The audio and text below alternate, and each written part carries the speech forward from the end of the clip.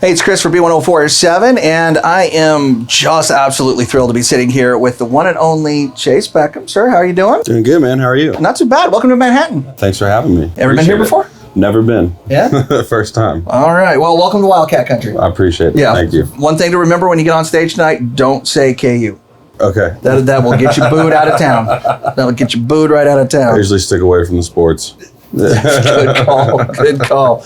So, I mean, you've had a heck of a week, man. Yeah. It's been crazy. It's still crazy. You know, after this, we're gonna go to Kansas City. I fly out at like 4 a.m, go down to Texas, go to the CMT Awards. So I was actually going to ask if you're going to be there. Yeah, I'm gonna make it. So by the hair of my chin, but I'm gonna make it. Well, 23, the number one song on country radio this week. You also dropped your album too. Yeah. Let's start with 23, man. It's been kind of a journey for that song to get here. Yeah, it took a long time just to get it to where we could take it to radio, and where we had the data and the numbers behind it to where it was kind of inevitable, and just watching it kind of have a second life at radio, and seeing it climb the charts. I forget how many weeks it took, but it was quite a bit. And that seems to be the way of the country radio chart. It seems to be the nature of the beast right now. So it's awesome to finally ring that bell and cross the finish line. It feels really good. I don't think I've really soaked it all in yet. So I imagine. Of course, 23, the song you played on Idol when you won. They say you're the first artist to ever play an original song. Is that like both versions, like the Fox and the new one? I think so, yeah. I think I'm the only person to win one. Okay. Yeah. I think on the earlier seasons, like the Fox seasons, they didn't, I don't think they, what's the word?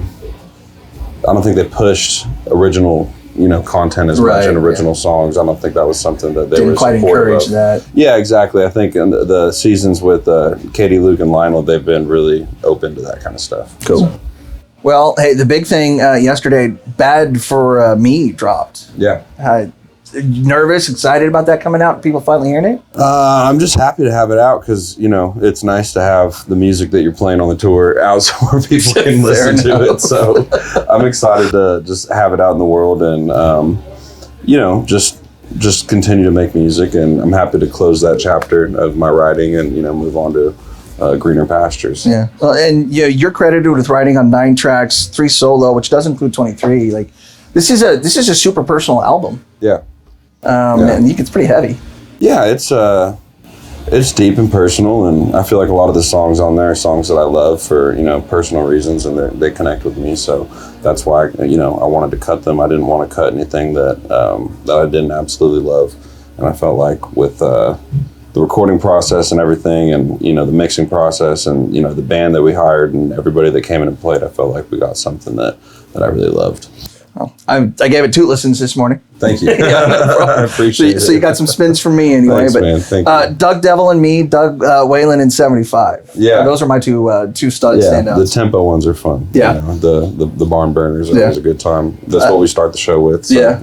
I will say that Smoking Weed, Drinking Whiskey feels like it's made for a Willie Nelson collaboration. Yeah. It would be cool to have someone like that on. Right? Who knows? Maybe that'll open up some doors. Yeah, I mean, hey, you never know if he'll be there tomorrow night. Yeah, hey, if I ever had the chance to get him on a record, that'd be incredible. I've never met Willie, and so hopefully one day. Right? So touring, I mean, so you're really busy. Again, you said you're flying down for the CMT Awards tomorrow night, but like you got your headlining tour going on, then you're going out with Luke, then you're going out with Parker, man. You're just kind of keeping it growing. Yeah, it's good to stay busy. I think at the end of every year, every artist who goes out and opens up for anybody, they start to think like, well, what are we going to do next year? If you don't have anything booked, and it always kind of works out around January, February. We start figuring out what we're actually going to do for the rest of the year, and it's like a relief to know that we're going to be busy and that everybody's going to be able to keep working, and that's a good thing for us. So yeah, it feels great just to have the year booked until November. I think so. I don't have really a weekend off until November, which is, it's awesome. Right. It's the best of both worlds. Right. I feel like I should clarify that's Luke Bryan that he's going out on tour with. Yeah. So cool. One last thing. Of course, I know that you got to get ready, get up on stage, and everything. So I was doing my due diligence, found your Wikipedia page. and then I proceeded to find the Sinking Sailors. Yeah. That That's so funny. for those that don't know, once upon a time, Chayce Beckham was in a reggae band called the Sinking Sailors, which 2 EPs are on Spotify. Yeah, they're still there. And I gave them a listen this morning. That's cool, man. If you ever want to go and kind of do a Hootie and the Blowfish reunion tour, man, Exactly, I'd be there. man. Yeah, it's some totally different. There's some cool songs on there like Cocaine and Booze. And, like Wonder Why, I think is a cool song.